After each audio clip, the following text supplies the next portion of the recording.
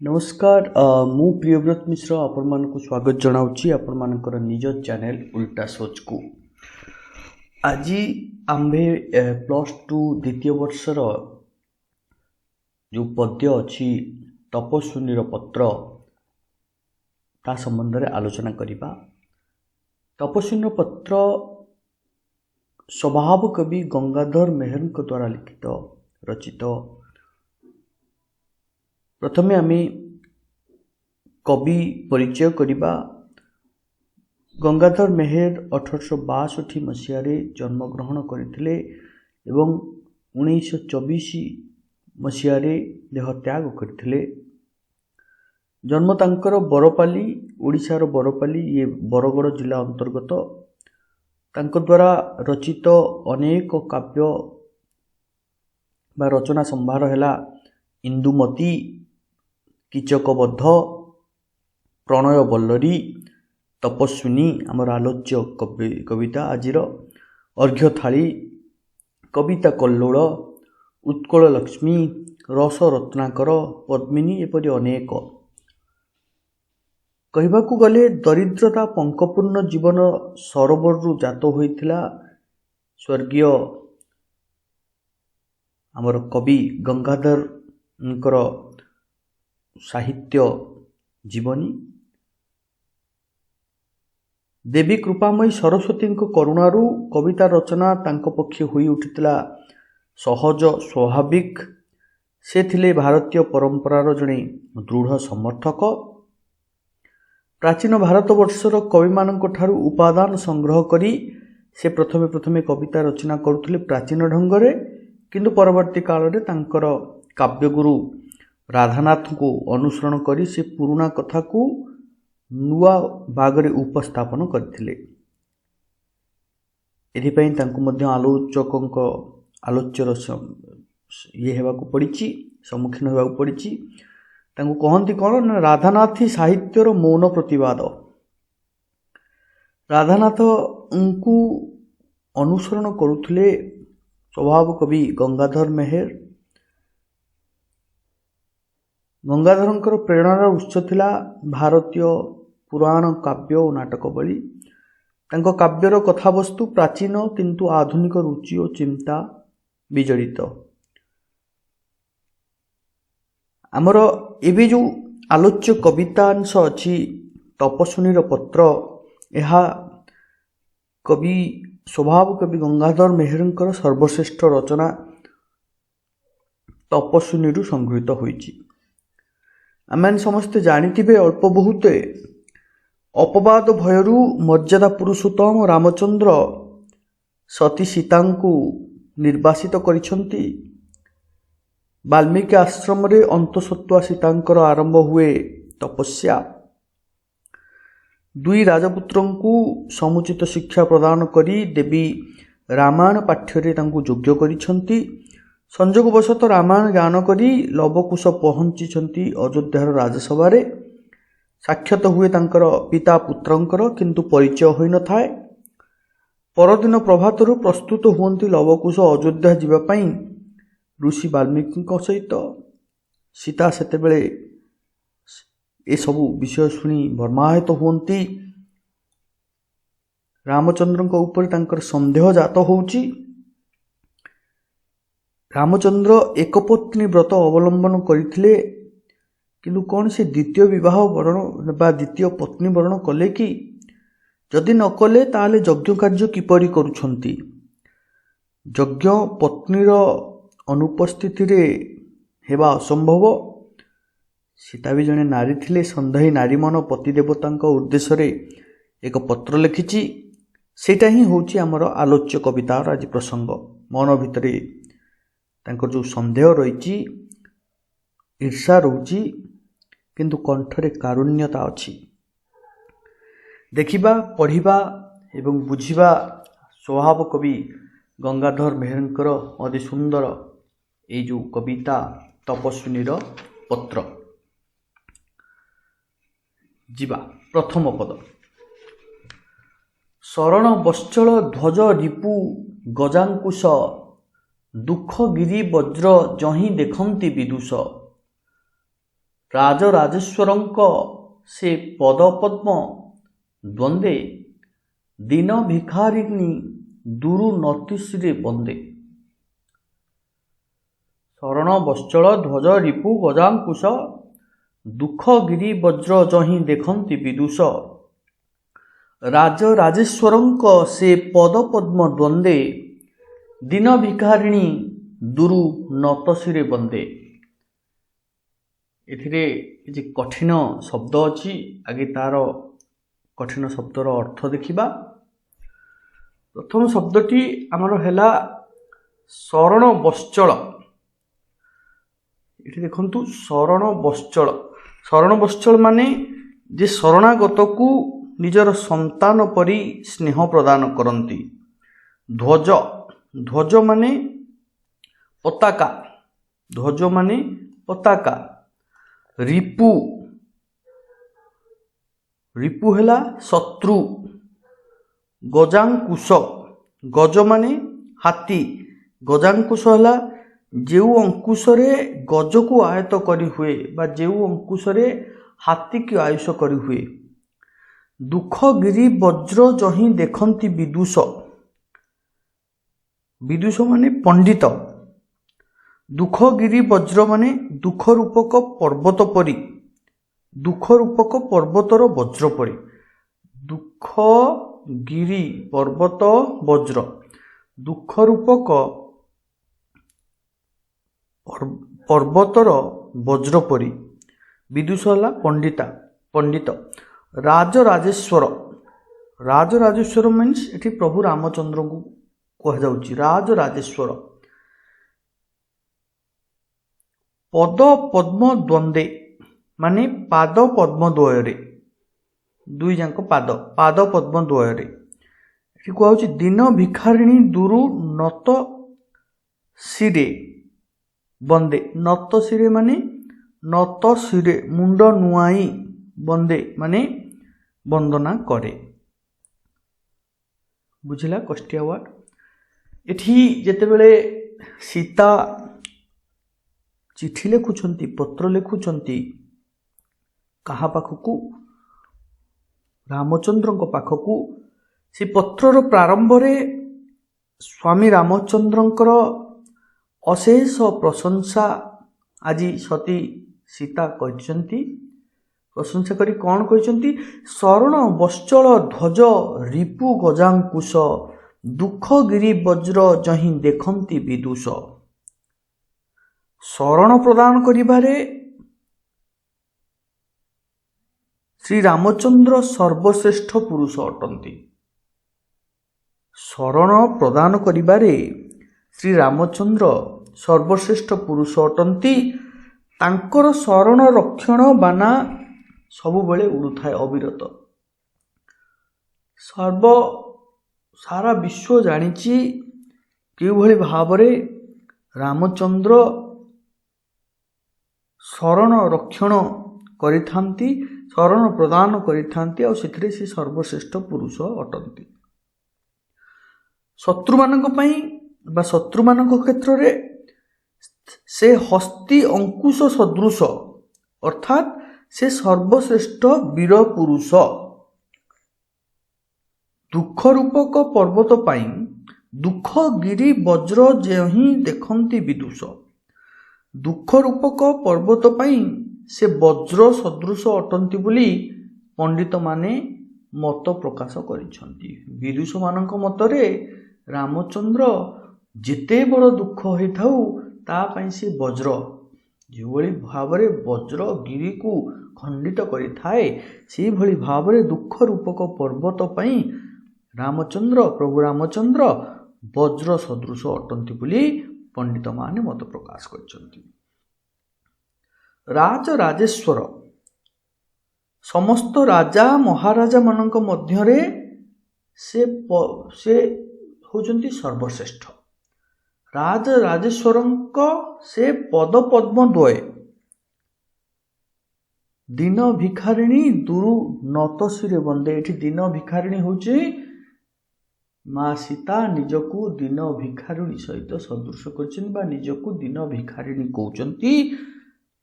कहउचंती समस्त राजा मानक भितरे श्रेष्ठ राजा मो रामचंद्र मो प्रभु रामचंद्र को एई दिन देखारुणी एई चिर दुखिनी वनवासिनी सीता तांकर पाद पद्म को मथानत करी नत शिरे बंदी मीन्स मथानत करी पत्र माध्यम रे प्रणाम जनाउछि। यह थिला हमर प्रथम पद। तो प्रथम जो पत्रर प्रारंभ रे यही सबू शब्द व्यवहार करिसंती माँ सीता स्वामी रामचंद्रंकर प्रशंसा करिबा पाई। आगो को जिबा करिबाकू मधु आशा तिमिर भेदन कातरे कांतारे थाई करे निवेदन महाराज महायज्ञे होइच दीक्षित नवबामा होइथिब बामांक विक्षित। कष्ट शब्द आलोचना करिबा। मधु आशा तिमिर भेदन मधु आशा तिमिर भेदन यार माने मधुर आशारूपक अंधकार को भेद करी। मधु आशा तिमिर भेदन माने मधुर आशारूपक अंधकार को भेद करी। कांतारे कांतारे मीन्स कांता माने जंगल जंगल भितरे निवेदन। देन नवबामा नवबामा माने नुआ बहु हेउथिबे बामांके विक्षित। बामांके मीन्स बाम कोଳରେ बामांके मीन्स बाम कोଳରେ विक्षित मीन्स शोभित बा परिदृशित। करिबाकू मधु आशा तिमिर भेदन कातरे कांतारे थाई करे निवेदन महाराज महायज्ञे होइछ दीक्षित नवबामा होउथिबे बामांके विक्षित। तो एठारे सीता कौन कहउचंती देखंतु श्री रामचंद्र सीता को निर्वासित करथिले। सीता जाइके आश्रम रे रहिथिले मध्य केबे भी से प्रभु रामचंद्रंकर निंदा गान करिनाहांती। आपण जिते भी प्राचीन पुस्तक रे समग्र रामायण रे कोठी भी पाइबेनी जोठी रामचंद्र को सीता निंदा करिसंती। आजी महाराजा रामचंद्र जो अश्वमेध यज्ञ आयोजन करुथिबा जानी से मन दुख करिनाहांती बरं किपरि बिना बाधा विघ्न रे पूरण करंती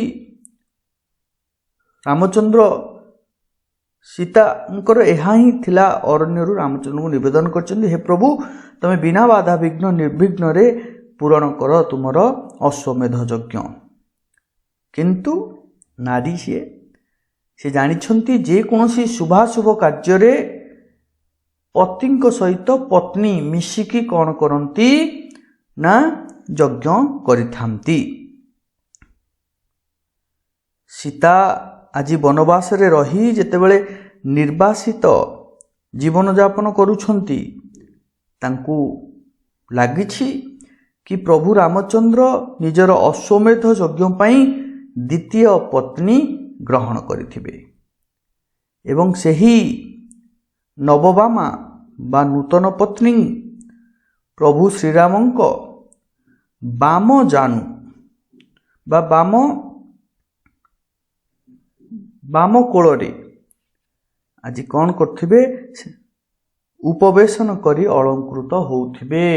एकता भाभी भाभी लिखिचंती माँ सीता बुझुचंती कि रामचंद्र से जानिछंती कि कौन करिबा पई ना से जानिछंती कि केबे हेले यज्ञ केबे हेले कौन होई पारेनी ना पत्नी बिना यज्ञ असंभव।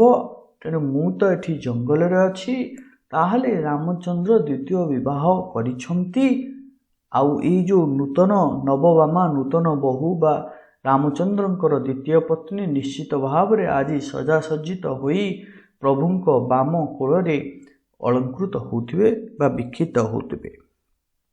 आगु जिबा। मुग्ध बधू मुग्ध हेब बोली सतगुण बढ़ी जाउथिब तुम्भ सकल सद्गुण आचरित महायज्ञे करिब प्रदान अशेष रतन धन क्षौम वस्त्रमान। टिके आलोचना करिबा कष्टिया शब्द गोटे दुटा अच्छी कठिन शब्द। मुग्ध बधू मुग्ध हब बोली सतगुण। एठारे मुग्ध बधू माने जो बधू रामचंद्र व्यक्तित्व रे मुग्ध होइथिबो। क्षौम वस्त्र माने पाटलुगा। आचरित महायज्ञ करिब प्रदान अशेष रतन धन क्षौम वस्त्रमान। सीता माँ सीता एठारे भाविछंती कि रामचंद्र जो एक पत्नी व्रत तो भांगी फल एक नूतन बधू आसीथिबो आउ सी निश्चित भाव रे कौन हेतिबो ना रामचंद्र व्यक्तित्व रे रामचंद्र व्यक्तित्व रे से कौन हेतिबो विभोर हो जाइथिबो बा मुग्ध हो जाइथिबो। नववधूर आनंद प्रदान पाई श्री रामचंद्र निश्चित भाव रे सकल व्यवस्था करिथिबे। एहा द्वारा श्री रामंकर से कहउछन कोन बढ़ी जाउथबो तुम्भ सकल सद्गुण। एहा द्वारा तांकर कोन ना हृदयर प्रशस्तता ओ अशेष गुणराजी विकसी उठुथबो। तांकर ए गुण तांकर ए व्यक्तित्व को देखी तांकर नववधू कौन होइथिबो ना निश्चित भाव रे मुग्ध हो जाइथिबे। आचरित महायज्ञ करिब प्रदान अशेष रतन धन क्षौम वस्त्रमान। एही जो अश्वमेध यज्ञ रे माँ सीता कहउचंती श्री रामचंद्र निजर प्रजा मानंकु अनेक धनरत्न पाट मठा आदि वस्त्रमान निश्चित प्रदान करुथिबे। दिन दुखी और साधारण प्रजा माने श्री रामंक ठारू एही दान ग्रहण करी विशेष प्रीति होउथिबे।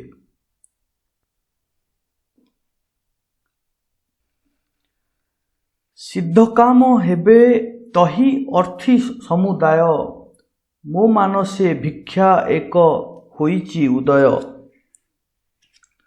ए छार भिक्षारे नाथ नहेब कृपण दया रत्नमय दान बारिधि आपण। सिद्ध काम कहले जहार कामना सिद्ध हुए बा जहार काम होई जाए। अर्थी हेला जे अर्थ कामना करती। ए समस्तंकर कामना को प्रभु रामचंद्र सिद्ध करांती बा पूरण करंती। मो मानसे भिक्षा एक होइची उदय। मो माने एठी माँ सीता। माँ सीतांको मानसे मनरे भिक्षा एक होइची उदय। एक प्रकार भिक्षा मागिबा पाई मन होइची। देवी सीता सुदूर वनवास रे रही रामचंद्र को एक भिक्षा मागिबाकू इच्छा प्रकाश करिछंती। ए छार भिक्षारे नाथ नहेब कृपण दया रत्नमय दान बारिधि आपण। जो माँ सीता सुदूर वनवास रे रही रामचंद्र को आज जो भिक्षा मागिबाकू इच्छा प्रकाश करिछंती कौन कहउचंती ए छार भिक्षारे नाथ नहेब कृपण। ए जो छार भिक्षा पाई नाथ ए स्वामी तमे कृपण हब नाही दया रत्नमय दान बारिधि आपण। रामचंद्र हेउछंती दयार भंडार कृपा सागर। तेणु दुखिनी सीता प्रति से जेपरी आदौ कृपण न हुंती ସେଥିପାଇଁ ଦାନ୍ୟଶ୍ରେଷ୍ଠ ରାମଚନ୍ଦ୍ରଙ୍କୁ ଆଜି ମା ସୀତା ବିଶେଷ ପ୍ରାର୍ଥନା କରିଛନ୍ତି। କ'ଣ କହୁଛନ୍ତି କି ଏ ଜଙ୍ଗଲରୁ ରହି ମୁଁ ଆଜି ଯେଉଁ ଏଇ ଭିକ୍ଷା ମାଗୁଛି ଆପଣଙ୍କୁ, ହେ ନାଥ ତମେ କେବେ ହେଲେ, ତମେ ହେଉଛ କ'ଣ ଦୟାର ରତ୍ନମୟ ଦାନ ବାରିଦି, ଆପଣ କେବେ ହେଲେ ମୋ ଭିକ୍ଷା ପାଇଁ କୃପଣ ହେବେ ନାହିଁ। ମୁଁ କିଏ ତା ଜାଣିବାର ନୁହେଁ ଆବଶ୍ୟକ, ସଦା ତୁମ୍ଭେ ତାପସଙ୍କ ଅଶାନ୍ତି ନାଶକ। ତାପସଙ୍କୁ କିଛି ତୁମ୍ଭ ନଥାଏ ଅଦୟ, ମୁହିଁ ତପସ୍ୱିନୀ ମୋତେ ନ କରିବ ହେୟ। ଏଇ ଯେଉଁ ପତ୍ରରେ ପୁନଶ୍ଚ ମା ସୀତା ଉଲ୍ଲେଖ କରୁଛନ୍ତି କି ମୁଁ କିଏ ତା ଜାଣିବା ନୁହେଁ ଆବଶ୍ୟକ। ଏ ପତ୍ର କିଏ ଦେଇଛି ତାହା ଆପଣଙ୍କର ବା ପ୍ରଭୁ ରାମଚନ୍ଦ୍ରଙ୍କର ଜାଣିବା ଆଦୌ ଆବଶ୍ୟକ ନୁହେଁ। ସଦା ତୁମ୍ଭେ ତାପସଙ୍କ ଅଶାନ୍ତି ନାଶକ। ସେ କ'ଣ କହିଛନ୍ତି? ସେ କେବଳ ଏତିକି ଜାଣିବା ଉଚିତ, ପ୍ରଭୁ ରାମଚନ୍ଦ୍ରଙ୍କୁ ସେ ମନେ ପକାଇ ଦେଉଛନ୍ତି ତାପସ ମାନେ ଯେ ତପ ଆଚରଣ କରନ୍ତି, କି ସଦା ସର୍ବଦା ସେ ପ୍ରଭୁ ରାମଚନ୍ଦ୍ର ତାପସଙ୍କର ବା ତପସ୍ୱୀଙ୍କର ଅଶାନ୍ତିର ନାଶକ ସିଏ। ତାପସଙ୍କୁ କିଛି ତୁମ୍ଭ ନଥାଏ ଅଦେୟ, ମୁହିଁ ତପସ୍ୱିନୀ ମୋତେ ନ କରିବ ହେୟ। ଏଠି ମା ସୀତା କ'ଣ କହୁଛନ୍ତି କି ହେ ପ୍ରଭୁ ରାମଚନ୍ଦ୍ର, କିଏ ପତ୍ର ଦେଇଛି ତାର ପରିଚୟ ଆପଣଙ୍କର ଜାଣିବା ଆବଶ୍ୟକ ନାହିଁ। କେବଳ ଏତିକି ଜାଣି ରଖିବା ଉଚିତ ଯେ କେହି ଜଣେ ତପସ୍ୱିନୀ ତୁମକୁ ଏ ପତ୍ର ଦେଇଛନ୍ତି। ଅରଣ୍ୟ ମଧ୍ୟରେ ବର୍ଷ ବର୍ଷ ଧରି ତପବ୍ରତ କରୁଥିବା ଯୋଗୀ ମୁନି ଋଷି ତପସ୍ୱୀ ଓ ତାପସୀମାନଙ୍କ ଅଶାନ୍ତିକୁ ଦୂର କରି ପ୍ରଭୁ ରାମଚନ୍ଦ୍ର, ପ୍ରଭୁ ଶ୍ରୀରାମ ସଦାସର୍ବଦା ସେମାନଙ୍କୁ ଶାନ୍ତି ପ୍ରଦାନ କରିଥାନ୍ତି। ତେଣୁ ସେମାନଙ୍କ ପ୍ରତି ରାମଚନ୍ଦ୍ରଙ୍କର କିଛି ଅଦେୟ ହୋଇନାହିଁ। ଅତଏବ ଯେହେତୁ ସୀତା ଜଣେ ତପସ୍ୱିନୀ, ତେଣୁ ଶ୍ରୀରାମ ଯେପରି ହେୟ ବା ଘୃଣ୍ୟ ବା ତାଙ୍କୁ ଉପେକ୍ଷା ନ କରନ୍ତି, ସେଥିପାଇଁ ସିଏ ତାଙ୍କୁ ଅନୁରୋଧ କରିଛନ୍ତି, ତାଙ୍କର ପତ୍ର ମାଧ୍ୟମରେ ଜଣାଇ ଦେଇଛନ୍ତି।